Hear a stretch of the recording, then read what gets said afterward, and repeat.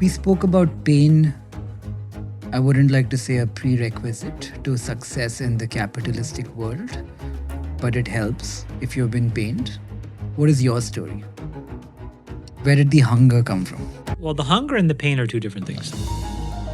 I've been fascinated with the idea of building a social media outfit out of India. Give me advice from your experience of building all in, being at Facebook, and also having a personal brand which is quite big now. What should I look for? Is there an opportunity to build a social media outfit that could appeal to young people in India? This is a tough question.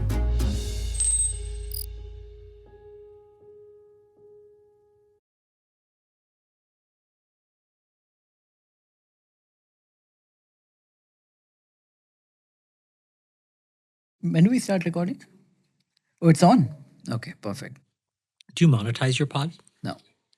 No ads, no nothing? No ads, no sponsorship, nothing. In fact, I make my guests give money to a charity I like and I donate with them and we match it. Blech. So we have a grant program. Blech. I'll tell you what kind of charity. I don't care. It is Not doing it. it is giving money directly to young kids in India who want to start a business but don't have startup capital. You know, there are that initial capital, even if it's like 50 grand or 100 grand in India, is very, very hard to How come do you by. choose, though, who to give it to? That seems like a complicated problem. We have a Because if team. you just give it, Yeah. you're making it harder for that person that actually shouldn't probably have it. But nobody has it there. I mean, you're talking a different ecosystem with no risk capital whatsoever available. And do you do like YC? You take 7%? No equity, nothing. It's just a grant. Oh, it's just a grant. And then and they don't have to pay you back. They don't have to pay us back. Wow. But that's great that you do that. How Yeah. many people do you put through this program? A dozen kids every couple of months. And anything interesting come out of it, like commercially successful? Yes, couple. Like there's a pet protein company called Possible, which is now worth maybe 40, 50 million. There have been like 3, 4, 50 million kind of outcomes, which is not bad. And does it kind of pay itself back so that you can kind of make it, or no, it's just you funding it? Yeah. Me, and then whenever my friends want to join, they come along. Does it give you a sense of fulfillment? Not particularly. I think it gives me access to a lot of talent that I work with in other ways in the future. Ah. Yeah.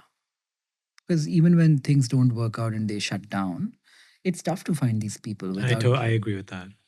And are they generally technical or no? Yeah. They're generally technical. And they're all under the age of 25. Yeah, that's the key. Yeah. That's like honestly probably my single biggest filter. Yeah. If you're young, it's great. If you're not, Yeah. it's harder. You know, another thing I found with these young kids are the docile, yes, subservient people never turn out to be good. The arrogant pricks are the ones who do better. Yeah, I totally agree with that too. Right? Yeah. I think you need to have some kind of like grit or pain in your past. Pain is a fantastic amplifier of capability. Some sort of like grudge, pain, anger. But, the child that had a wonderful upbringing is a wonderful human being and not a great entrepreneur in many cases, at least at scale, at mega scale, because it just requires a level of self-flagellation almost, and pain. And people who aren't used to pain don't want to incur pain. People who are used to pain don't think anything of it and they just keep going through it.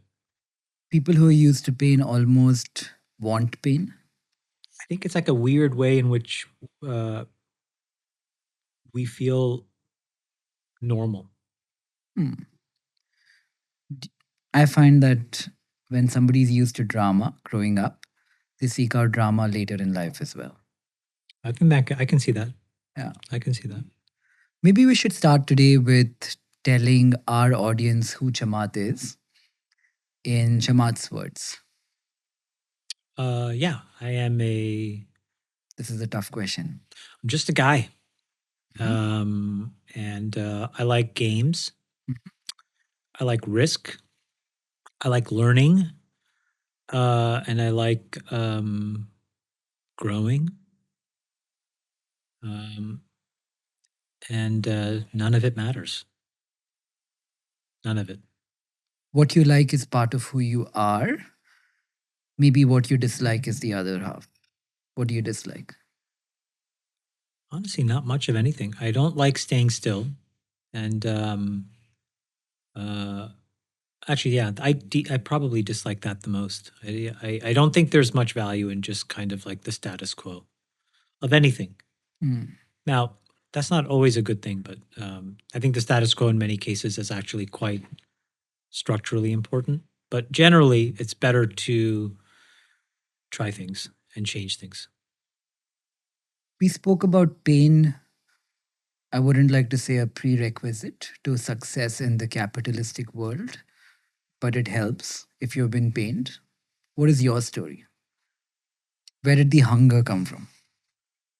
Well, the hunger and the pain are two different things. Mm-hmm. The pain came from my parents, Mm-hmm. and just I think it's just the neglect that comes from a home in crisis. And I don't think that that's a particularly unique story to me. And I think I've learned to forgive my parents, but that's what it is. There was alcoholism, there's abuse, there's all of these things that are the byproduct of just dealing with a life unfulfilled, in at least from my dad's side. And then there was a lot of codependency and complacency that my mom lived out. And then the byproduct of that was, I was a curious, loud, sometimes and generally overachieving kid, not in school, but in every other realm. And I think that I think it touched a lot of my father's insecurities. And so, the way that he dealt with it was painful, um, for me, but also for him probably. And then, my mom just kind of didn't really do much to intervene. So that's where it all started. What, in the eyes of a young Chamath, would make it look like your parents had a life that was fulfilled? Is it just the absence of conflict?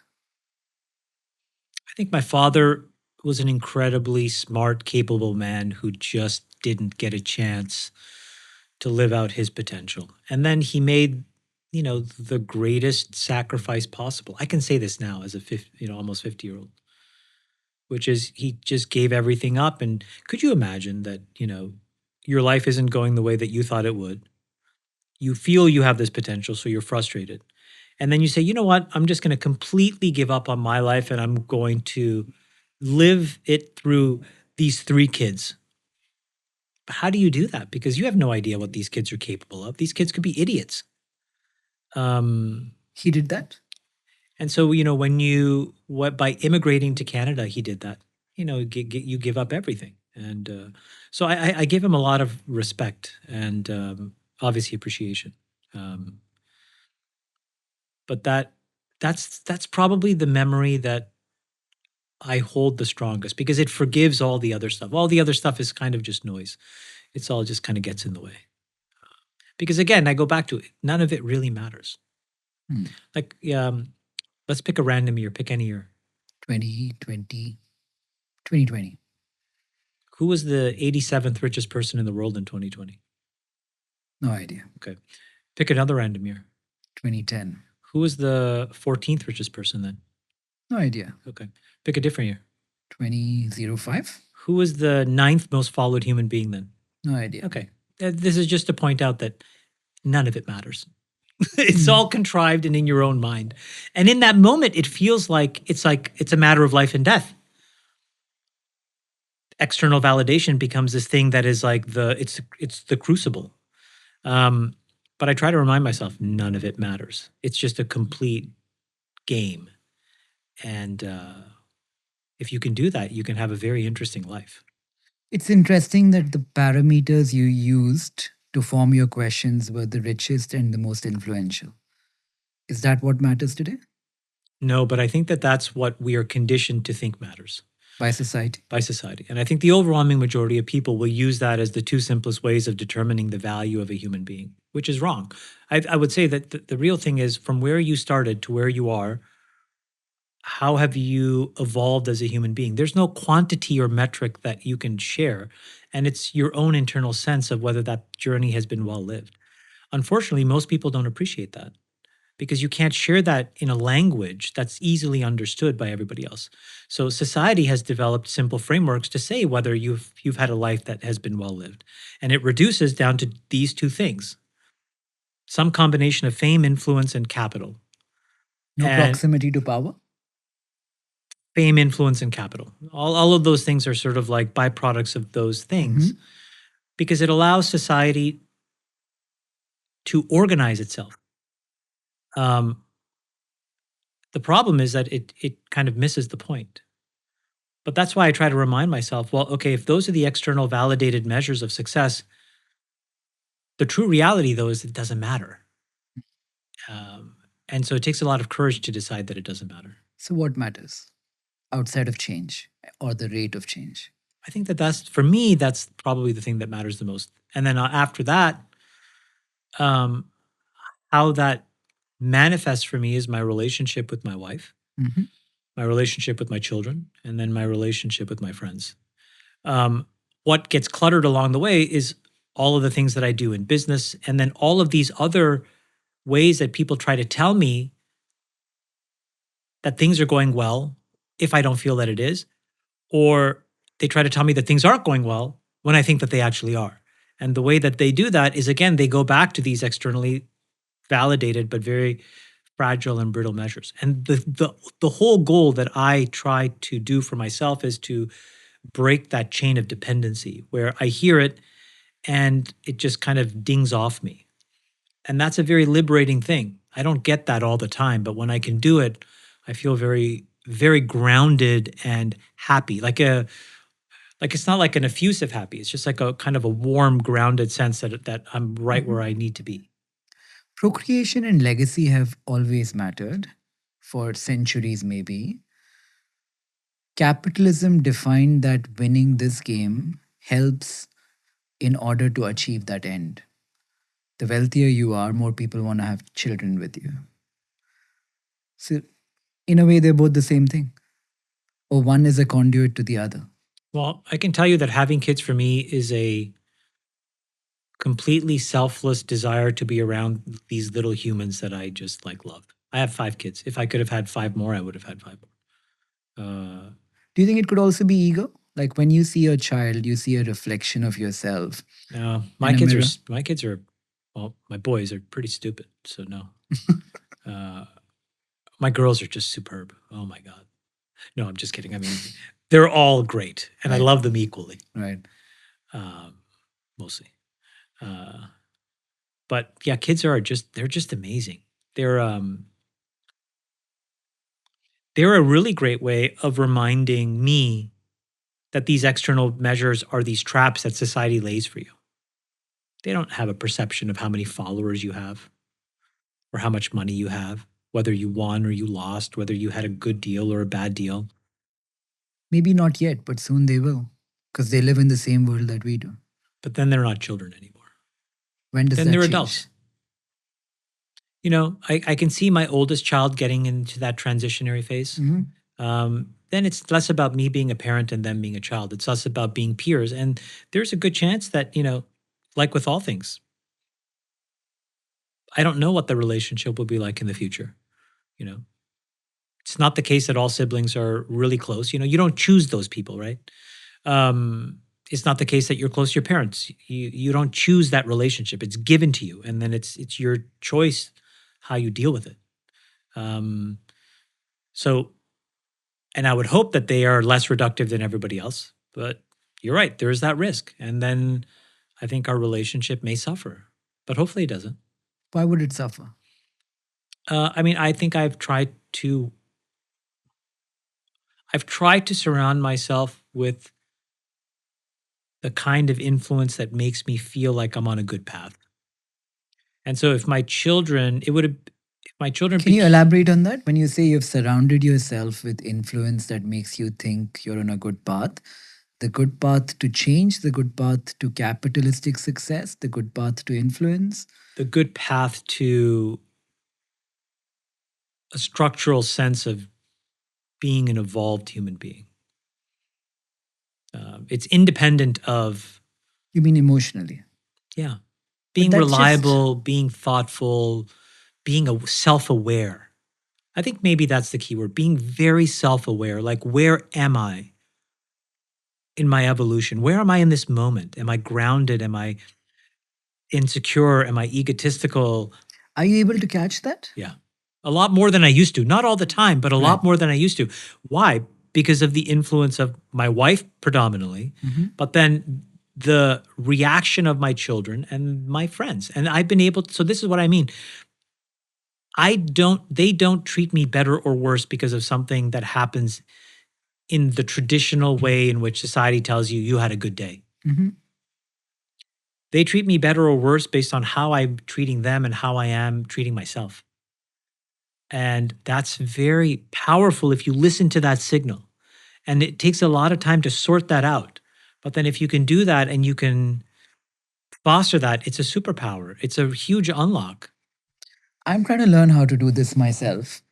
Can you give me an example of how you've caught yourself changing in, say, the last 5 years? Well, I was still, I What was, did you believe in 5 years ago that you think now was a stupid thing to believe in? Don't say socialism or the Democrats, because I think that's too binary. Something more evolved than that.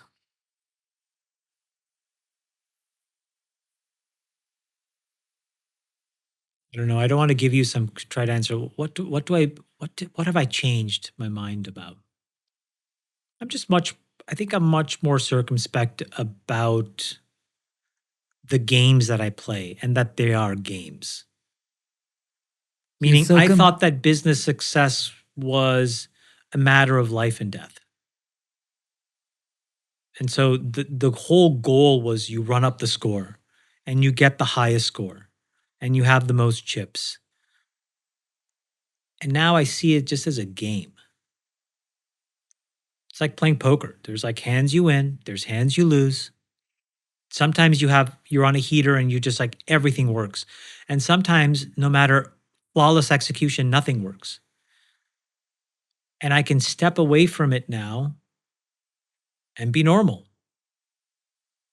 I can also be around my friends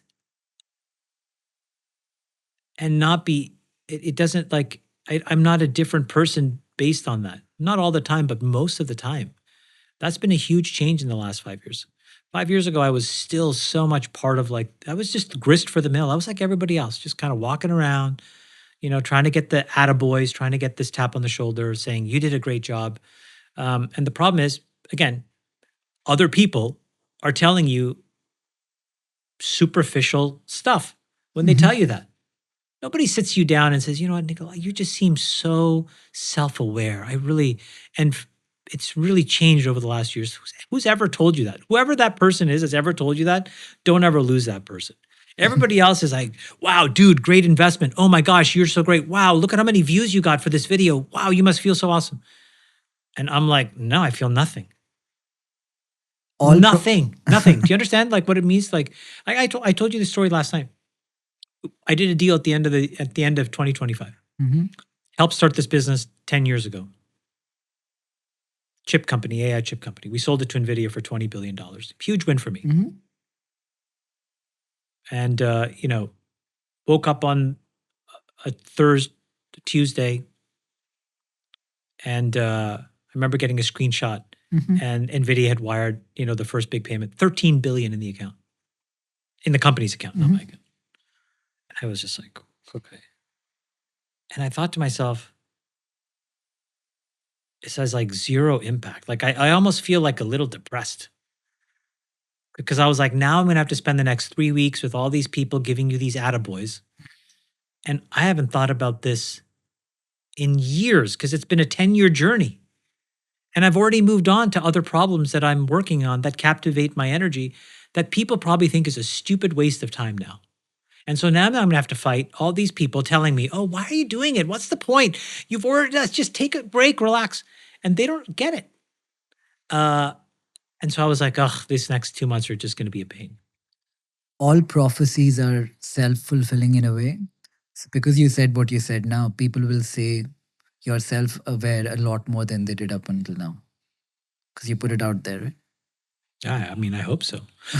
I launched a product. I started a company 18 months ago, and we launched a product these last couple of days that I've been here in Dubai.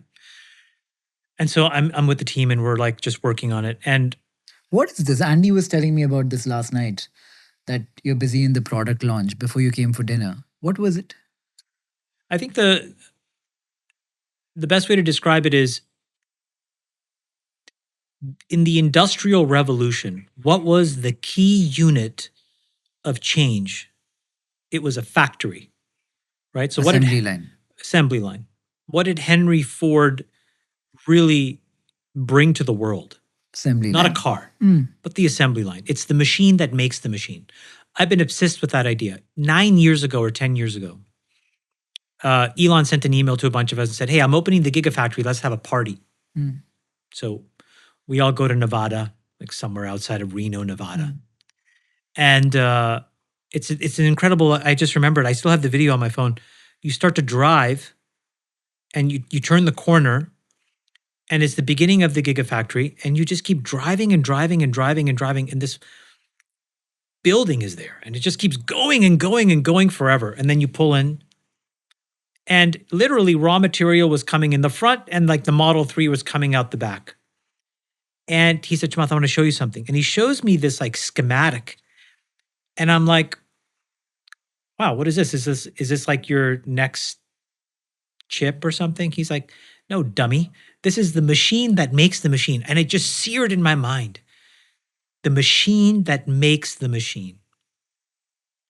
So when this AI thing started, and I had been kind of more toiling around in the silicon layer. This is in mid 2024. I was like, okay, well, if all of this stuff is real and we have silicon and we have models, what is the machine that makes the machines? What is that? Well, it's a software factory. It's a factory, but that can make the software, because software is what runs the world. It runs everything. And so we made one. Not sure it's the right one. Not sure it'll be the ultimate one. Not sure if it's a good one, but we made one. And so what does a software factory do? It gives and imparts control to humans to be able to be a part of whatever this productivity loop is that we're about to embark on. So it allows people to collaborate in an assembly line to make software, whatever software you want. You want it to run a plane? Great. You want it to operate a hospital? Fantastic. You want it to use it for accounting? Sure. But you don't need to care about the intent. We can build tooling that allows all of that intent to manifest.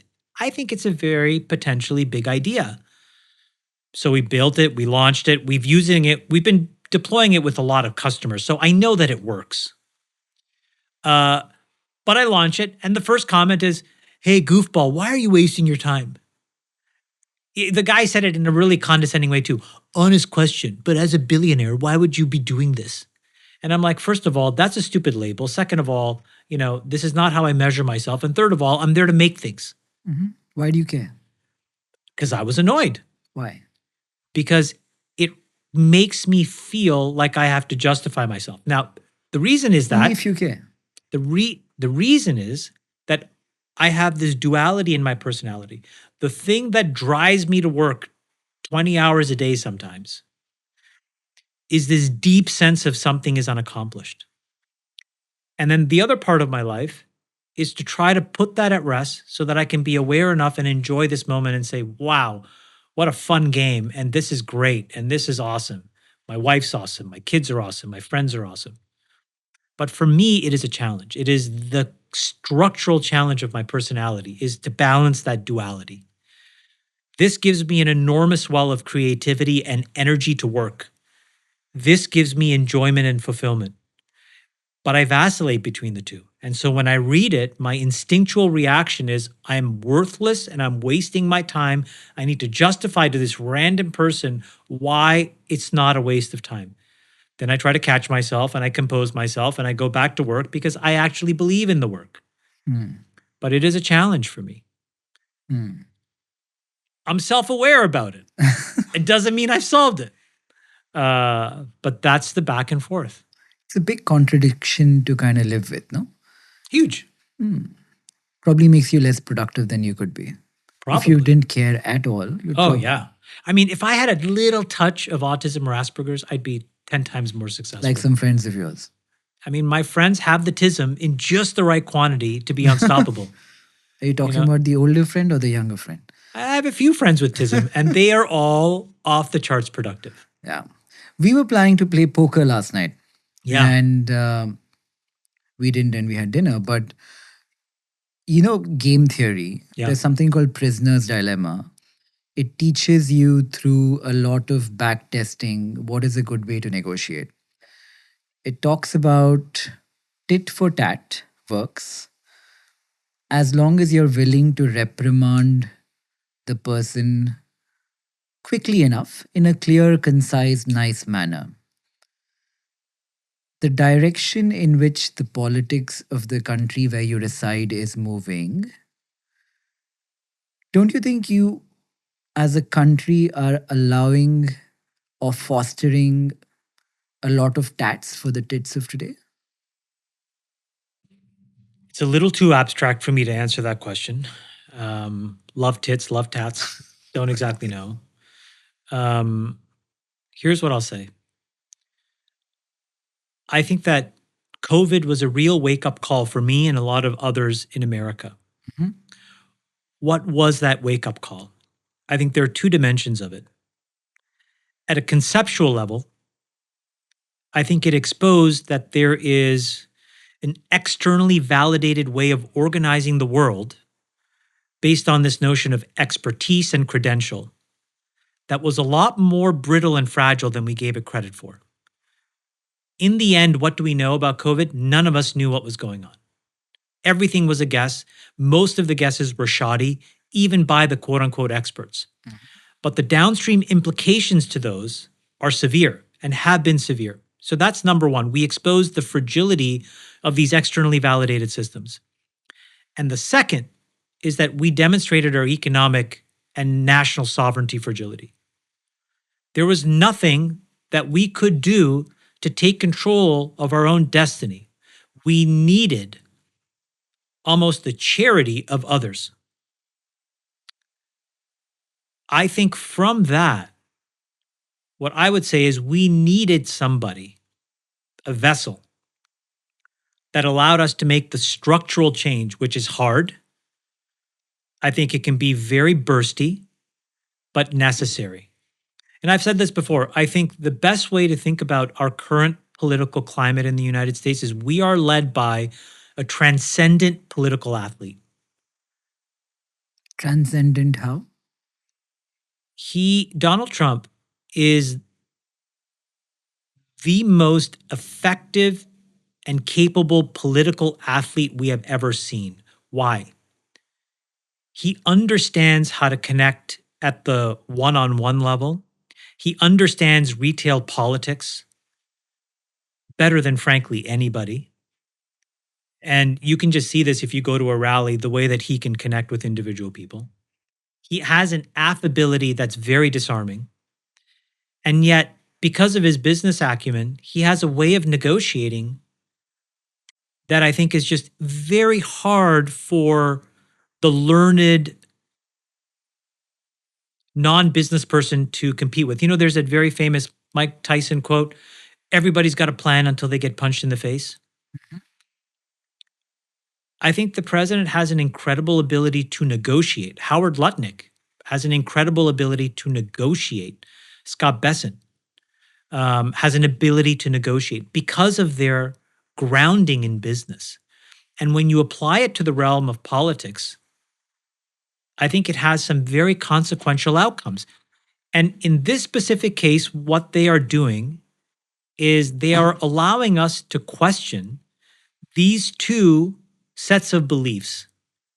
What should the organizational model of the world be? Is it a bunch of the world or America? Well, it's of the world because the consequences of America are for the world. Is it a bunch of What if the world doesn't believe that America has that right to decide? I think America only has the right to decide for itself. Yeah. And I think that that is what it does. But the ripple effects of that are very clear. And I think that that's a very important decision that other countries can make. Like AI is actually a perfect and emblematic example of this decision. And I think in the microcosm of AI, you can see this kind of duality. There's open source, mostly Chinese, Mm-hmm. some American alternatives, Nvidia being the Mm-hmm. biggest one. And then there's closed source, which is like, these large Mm-hmm. foundational models. If you believe that AI is the cornerstone of productivity and GDP, there's an argument to be made that every country has a sovereign responsibility to determine what they should do. There is no path dependency where the only path is America. And Don't I you think think that that's true militarily. I think that that's true in every which way. So I think what America has done has said, here are the boundary conditions that we are going to now change in order to partner with us. Historic trade deficits are no more. The sovereignty of our supply chain is now a critical dependency. We will make sure American resilience is the number one focus of the administration. Those are huge changes and it has broad ramifications. But we needed somebody who was willing to break the norms in order to say that. And I personally believe that America needed that wake up call because we were all subsuming ourselves to a monocultural global elite that wasn't necessarily making decisions from first principles anymore. And I think it's important to have an opportunity to re-underwrite those decisions every few decades. I hear you. I don't know how far I can debate this line of politics without getting into trouble, but sure, the deficit numbers are down. The debt is not going to go down. It's only going to increase with time. Sure, maybe you depreciate the currency to a point where it becomes more feasible, or you grow your way out of it, or you have an alternate currency of exchange which helps you pay for it. All of that could happen. But when I look from the outside, like I was telling you last night at Davos, I was seeing how the Europeans were reacting to what the Americans were saying. It feels like you are, in a way, creating a block. The world had many blocks. I wouldn't be it wouldn't be too far fetched today to extrapolate that there might be one block which is America and another block which is the rest of the world, which I don't think would be a good thing for America. I don't think it's going to be like that. Hmm. And the reason is that at the end of the day, America is still the heartbeat of so many really important, innovative technologies, medicines, capabilities, culture. And I don't think any of that changes. Will there be other forms of it over time? Yeah. And I think that that's okay. Um, so I don't think that this is something where, what should have the Europeans done? I suspect if I was a European leader and I was sitting there in Davos, I would be really upset with some of the decisions that I have made.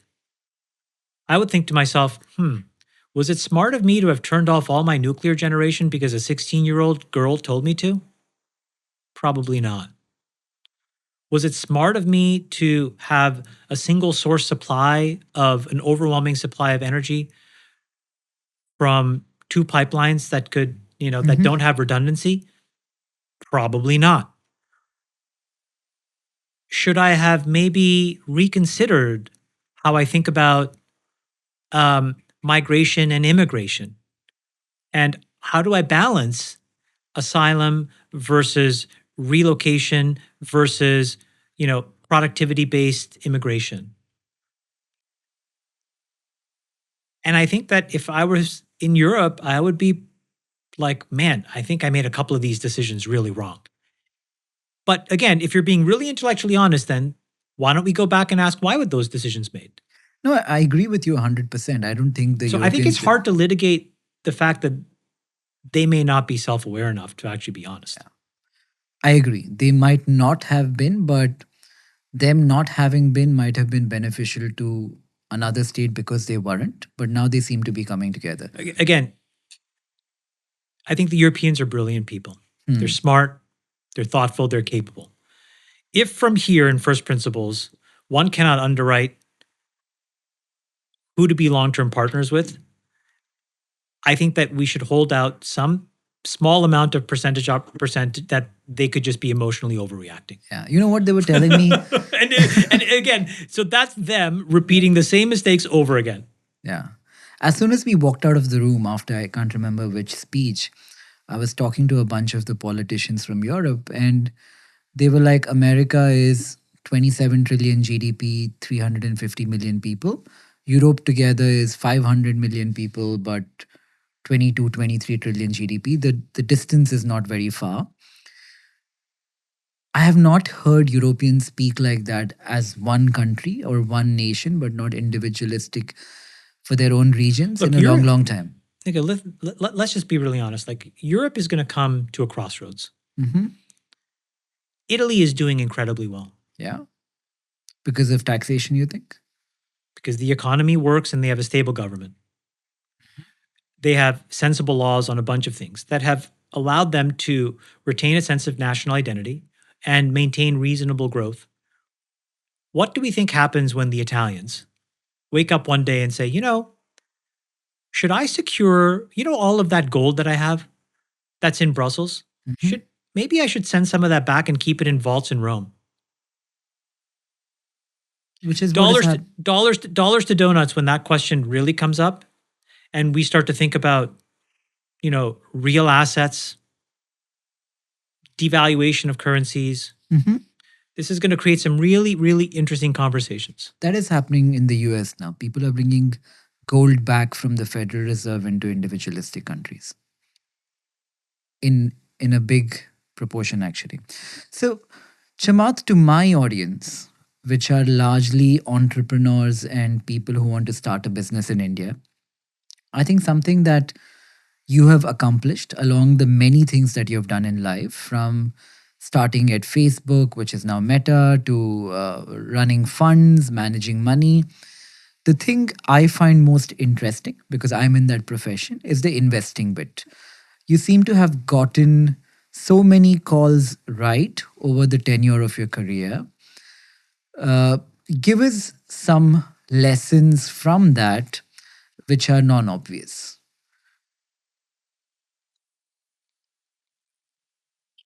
To be a very successful investor, you have to be extremely, extremely single minded. You need to come to your own conclusions. Uh, you cannot have others help you. Uh, it is not a team sport. That is probably the single most important thing. Whenever I see teams of investors, I think these idiots are going to lose money, or they're going to make a lot of noise and spend a lot of time and waste a bunch of people's money just returning the market beta. I don't find that interesting. That's not being a good investor. You have to be really, really, really curious. And people say that a lot. The sensation that I can put my finger on is when I feel like I'm embarrassed to tell somebody that I'm in this new thing. I remember when I invested in an NBA team in 2011, the people around me were up in arms. My family office was up in arms. My best friends were up in arms. My wife at the time, up in arms. Why are you doing this? This makes no sense. And I said, here's why. And, it's almost as if what I've learned actually in my career is when people around you have that reaction, it's almost the best signal. I agree with you 100%. And I had been reading a lot, and I'd been reading about how to actually be a tech investor. Hmm. And the conclusion that I came to was, wow, the approach that I want to do is so unconventional. The risk of ruin was very high. So then I was like, well, let me just find the most totally uncorrelated asset and park, I can't remember, it was like 25 or 40 million bucks or something. So that if I lose everything, I still have this little thing and I can take care of myself. And That ended up being the investment in the Warriors, which ended up doing financially quite well. But it repeated itself with Bitcoin in 2012.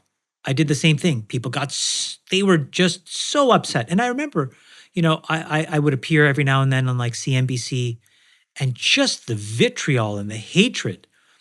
And I was like, so if you can wither the negative reactions of others, where is that coming from? It has nothing to do with you, right? People are living their own journey.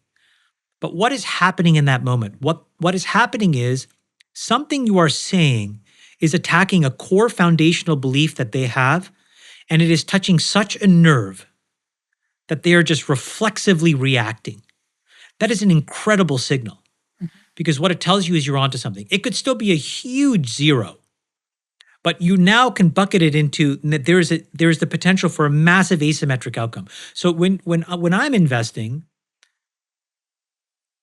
initially what I was thinking about was, how do I put myself in a position so I spend like still 2-3 hours reading a day. Okay. I would develop views, I would write notes, I would think about it, and then I would come up with these ideas, and then I would just test them out. And man, people would just, when people reacted like ho hum, I was like, okay, this is a nothing burger, not interesting. But when people had like this visceral reaction, I was like, I'm onto something. Doesn't mean I'm right, but it's something that triggers people. And I would use that as a way to amplify and spend more time. Since then, I've added one more thing to this, which is now I have a different way of investing for large quantums of money, like super large quantums, hundreds of millions plus.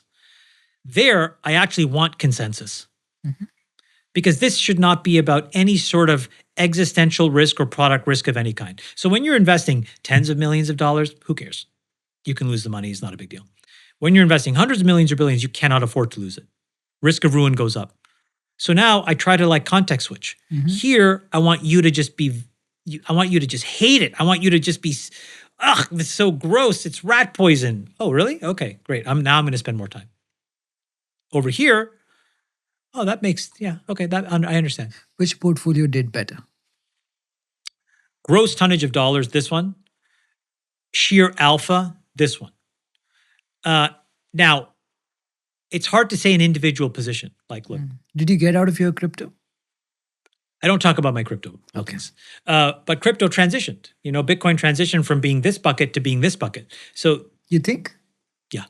Volatility would suggest otherwise, no? Yeah, but I think the reality is that Bitcoin, for the most part, at this point, there's a structural failing in Bitcoin that I think people will need to come and wrap their heads around. The structural failing is that it is not. So if you think about like what is the value maximizing function right now for a crypto asset to be broadly adopted, it needs to have the features that allow a central bank to adopt it. And there are two things that it lacks. One is fungibility and two is privacy. And so Bitcoin fails on those two dimensions. So it can never be a structural holding of a central bank. And that simple thing will keep it in the realm of ETFs and humans. And Does gold satisfy those conditions? yeah, Fungibility, You have but not no- easily. both. You have no idea how much the Bank of China owns. You don't know how many ounces they own. You don't know how many ounces I own.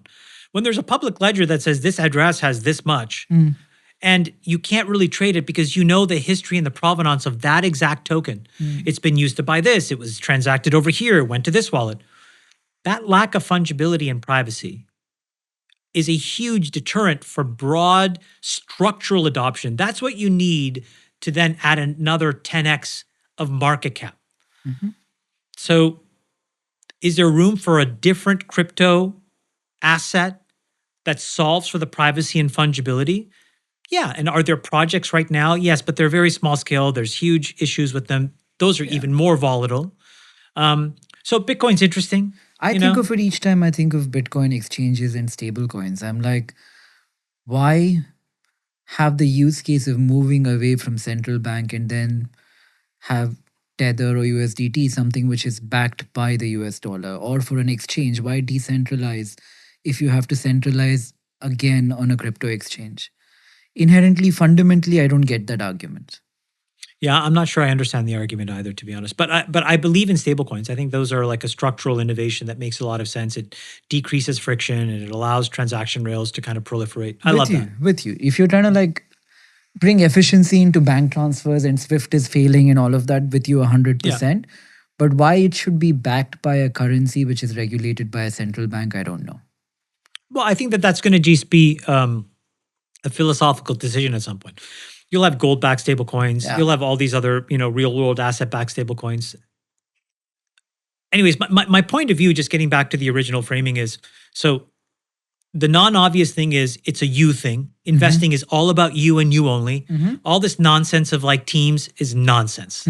Teams win. How big is your investment team, your family office? It is one person that makes the investment decisions, which is me. And then there's a very trusted team of people that help me with all of the infrastructure of that, the complexity of that. Okay, so you think number one, then? So you. I'm just summarizing, yeah? You. Nobody else, no team. Nobody in the front office other than you. Two, have a very thoughtful understanding of what you're looking for when you're constructing a portfolio. How do I arrive at that? I think you can start by just having a very coarse definition of there's small and then there's medium and large. Small should be about massive alpha. Massive alpha is generated typically in controversy. How do you arrive at controversy? By testing out these ideas and getting a sense of people's reactions to it. So for example, like, going back to this crypto example, there are crypto projects right now that are completely fungible, totally private. And if you ask people, they will have wildly divergent views. That is a great setup for some of those crypto projects. Again, could go to zero, but could go to infinity. Yeah. So this bucket is always about just swinging for the fences. This bucket, the medium and large, is you can never be wrong. Because I would rather take $1 billion and generate a 2x than go to then have a chance at a 5x, but there's also a chance of a 0. This is your data center, energy, and all of that. Well, so this is about portfolio construction. Then you have to have a view of like, what do you like and what do you want to see in the world? Because the dollars that you have are really an amplification method to the point of view. So in my point of view, I have a very specific view on AI. I've been at it now for a decade. I have a decent sense of it. And I want to... What is your view on AI overall, if you had to summarize? I think it's a massive accelerant on productivity. I think it will create levels of progress that are unimaginable. And I think we now need to build the tooling that allows people to participate in all of those gains. And if... UBI? No, like, be able to actually like work in it and be productive and allocate one's time to pursuits that these things enable. But how can billions of people, when the productivity goes up in that manner, what will be the use case for billions of people in the world? Well, I think that was the same argument at the agrarian revolution. Yeah. And we found things. And again, I just think that the odds are, if you look at the last 2 or 3 meaningful evolutions of humanity through technology, every single time, if you dropped yourself in that moment, you would have not had a precise way to answer that question. Yet, if you took the pessimistic view, you would have been wrong. I think that this is still one of those moments. And so I suspect that, again, today, we don't have a good language to talk about how we will all participate. But I suspect that if you take a pessimistic view of the answer to this question, you will turn out to be wrong. So anyways, my point is that in all of this, I have some specific views on energy and energy policy and national security. And so that's where I choose to allocate the smalls and the mediums and larges. Right. But for somebody else, it could be biotech, it could be, cancer research, it could be enterprise SaaS. It doesn't matter at that point. Right. How would you play AI now? So here's the framework that I use. If you go back to the first generation of the internet, we had a conceptual framework called the OSI stack.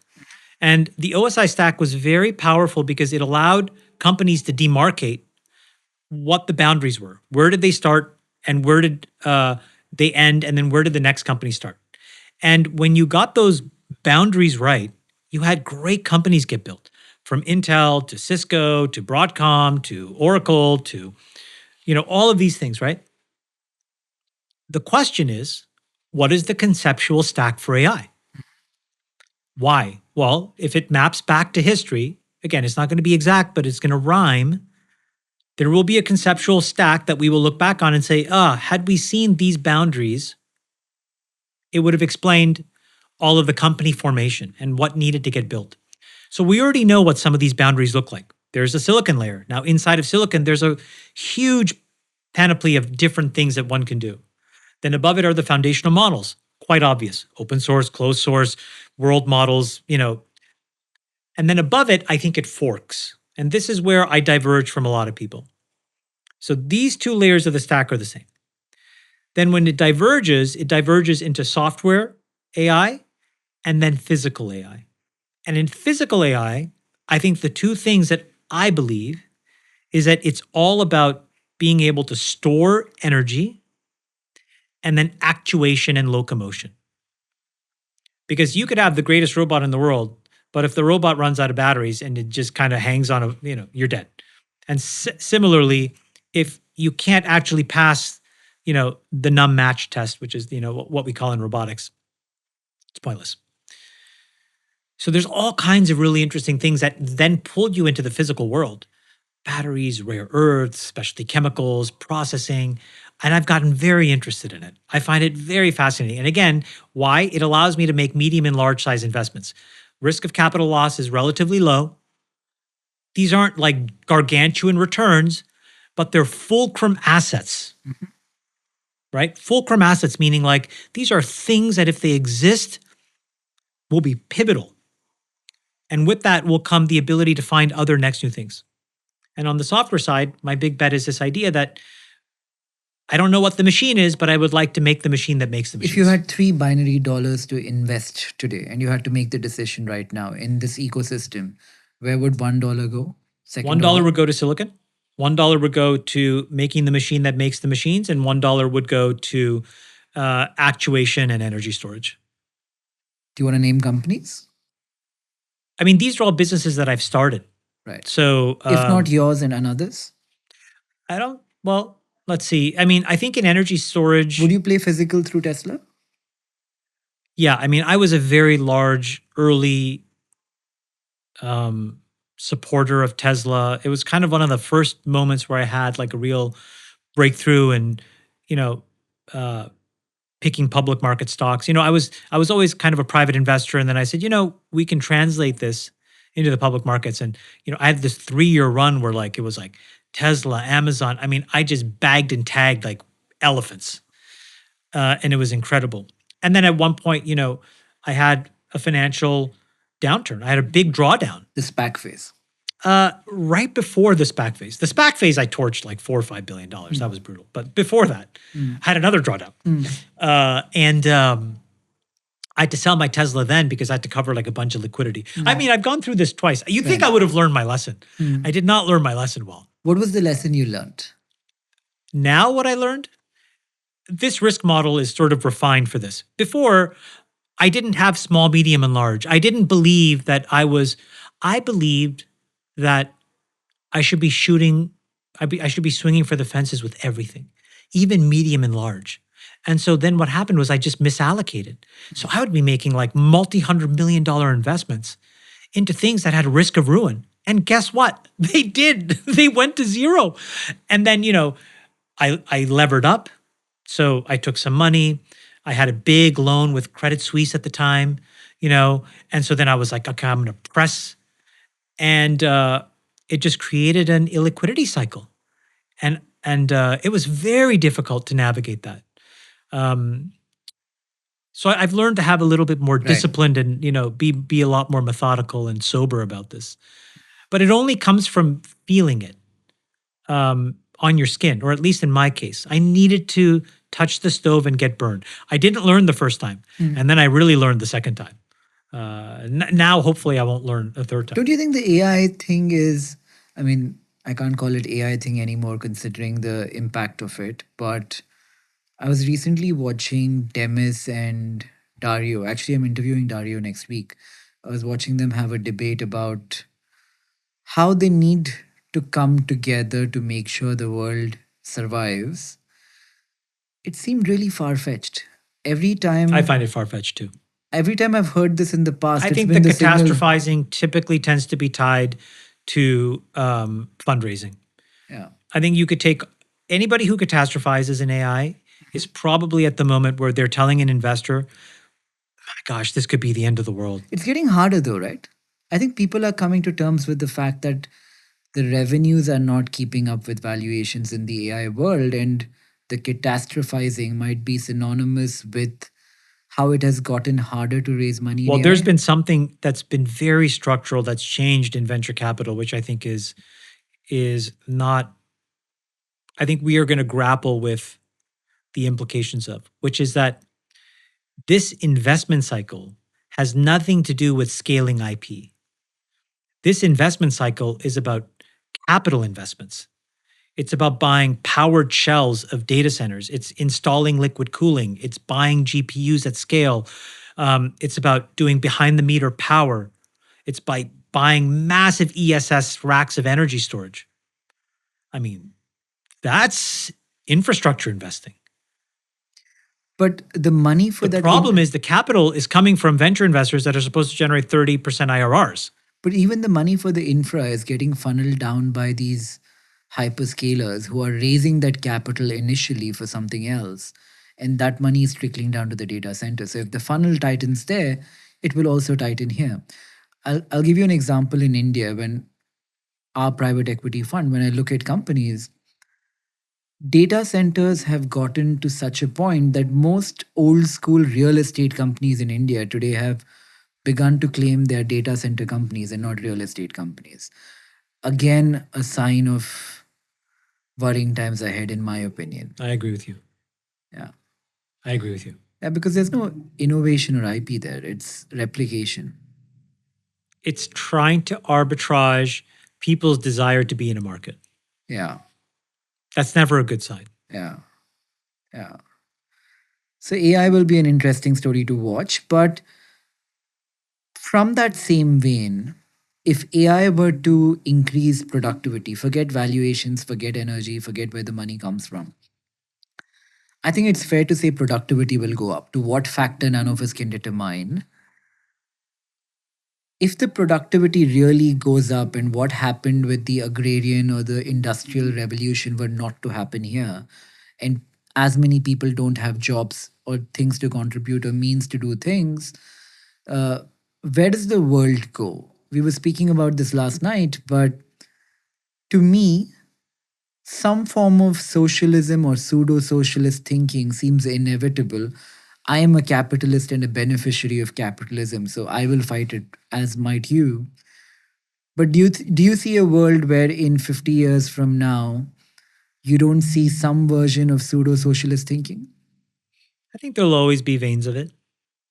Um, yeah. And I think that we have a responsibility to make sure that the boundary conditions don't allow it to be anything more than a fringe belief. The thing is, our generation has maybe not experienced socialism, but we've heard the stories from our parents. India had 90% taxation at one point. The Russian story is not too old. What happened to China under Mao is not particularly too long ago. Like, we've heard these stories, but your kids, the ones who are 10 years old, who won't read history, will not know that socialism did not work in the past or why it did not work. It's a I think it's significantly even more more appealing simple than that. idea. They'll be like, oh, that was a past. Don't worry, I know better. Yeah. And that's the world that's going to determine where the world goes in 20 years from now. I think that we have a responsibility to acknowledge that there's a set of boundary conditions that we have created for young people that make them much more prone to believe that that system is a solution. Mhm. We have, at least in the United States, we have created an enormous student debt industrial complex We've saddled these young people with just so much debt that there is just absolutely no path out. We don't allow them to have these externally validated demarcations of success. Look, it's one thing for me to sit here and talk about being self-aware, but that's kind of smug. The more practical thing is I also was chasing a better car and being able to buy a home in my 20s and 30s. That's a very reasonable path before you get into your 50s and care about self-awareness. Fair? And so I was also able to pay off my student debt because I only had 20 or 30,000 of it, not 2 or 300,000 of it. My first home cost 400,000, not 4 million. So what are we going to do? I've become quite sympathetic to this idea of doing something in student loans, potentially even, some form of like forgiveness. Yeah. Because it's become completely broken. It is a noose on the necks of these young people. And then also just the structural NIMBYism that exists in most North American cities is tragic. It is creating such a dearth of housing that then the housing costs are they're just unaffordable. I suspect that at the core root of socialism are those two very specific things. And if we fix those two things, I suspect most of the people would say, you know what, the system works for me. And then what's left over are the fringe people that will always want to believe in something because it's different than what the majority or the plurality. And that's fine. That's always been there. But I think we are losing ground to people who would otherwise vote for capitalism, but for these two things that have really worked against them. So I just think we should fix these two things. And, we need to be very courageous in doing it. But if we did it, I think that most of this socialism nonsense would stop. This morning I woke up and I saw that Mamdani has canceled gifted education in New York. And I said, prove to me you're an adversary of America without saying you're an adversary of America. In what world does that make any sense? Explain what is gift in education. If you are an outlier, a right tail outlier intellectually, in America, you have the ability to take what's called gifted classes. It's for the Right, smart. right. I wasn't a gifted kid, but I went to school with gifted kids. They're really smart kids. We should have a world that embraces those kids. Instead, canceled all that off. You're just going to let them sit and stew in the same classes as the rest of us. We know how that goes. They get frustrated, they misbehave, they don't really achieve anything. And that's not what we should be doing. We should be unlocking these kids to achieve their potential. You don't take an extremely good athlete and say, you know what, I'm going to make you play with the 2 grades beneath you. Right.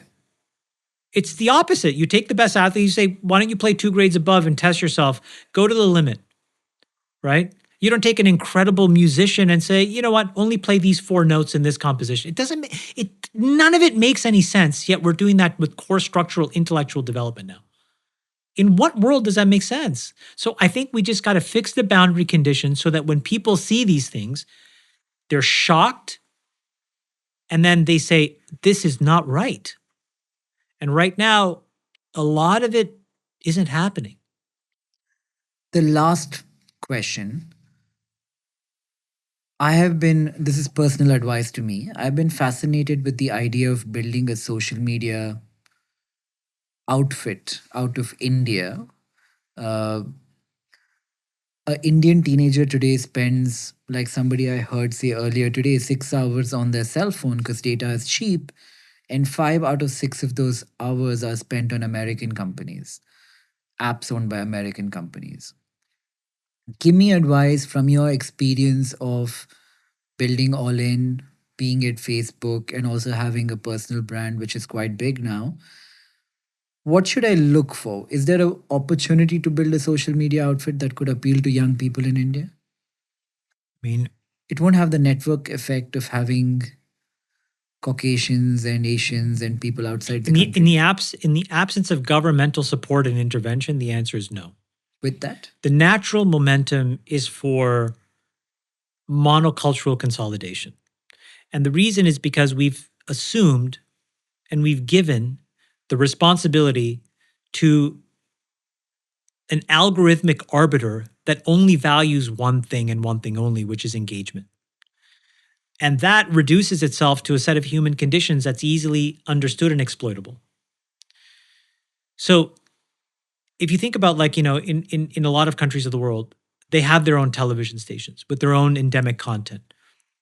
And you would say, well, why? Why don't you just carry NBC News and, the same shows that we would watch in the United States? And the reason is because there is a decision by that government that the sovereignty and that their cultural nuances are important enough that they need to support a local endemic media economy.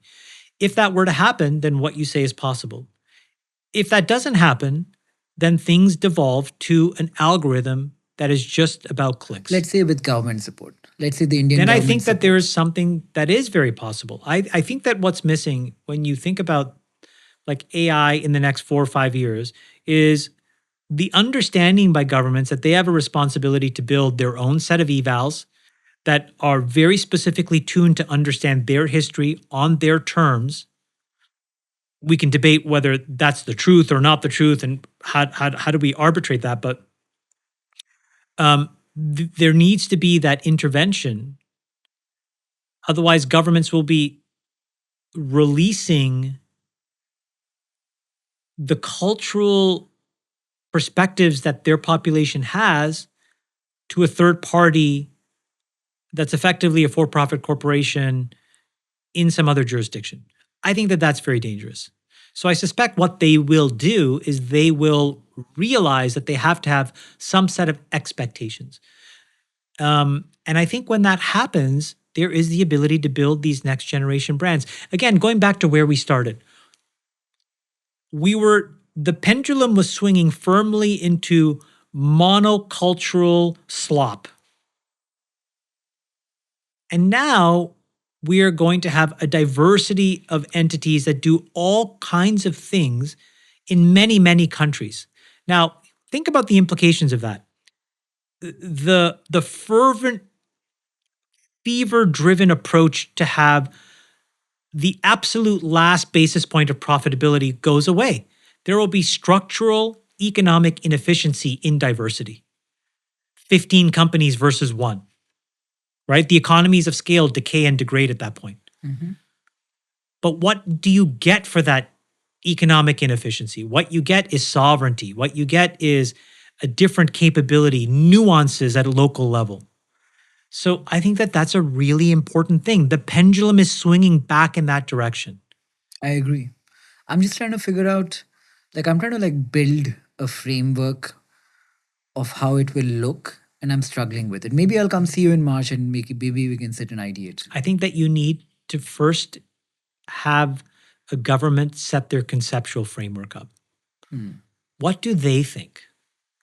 No, meaning like the parameters of it. Meaning they have very specific, detailed media laws around radio and television. Those have been well defined in every country for decades.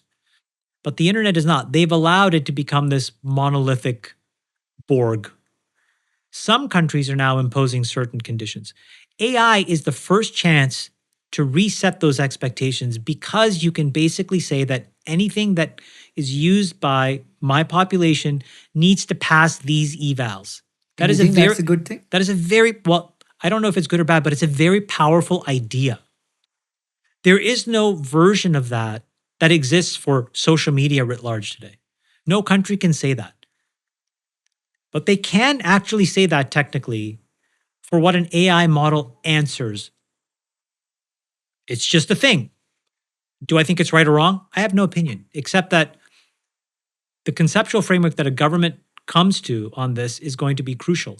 And then how they implement it is also crucial because it is technically possible. That is then the infrastructure stack on which you would build something that's endemically Indian for Indians. And I think that the likelihood, if you had asked me 5 years ago, I would have said, don't do it. You're going to burn money. It's not possible. 5 or 6 monolithic large global companies are just going to dominate all of media consumption. I actually don't think that's what's going to happen anymore. And that's a really interesting idea.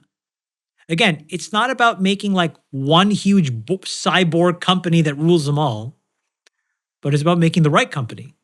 And I think that that's possible now. Okay. We're going to take this up offline. This is something I'm really keen to do. Okay. But thank you, Chamath. This was fun. I think it was good. How was it? We're wearing these thick jackets. Exactly. Any fleeting words? You want to say something before we wind down? Thank you for including me. Thank you. And thanks for all these really probing questions. Yeah. Thanks. Super. Thanks, guys. Cheers.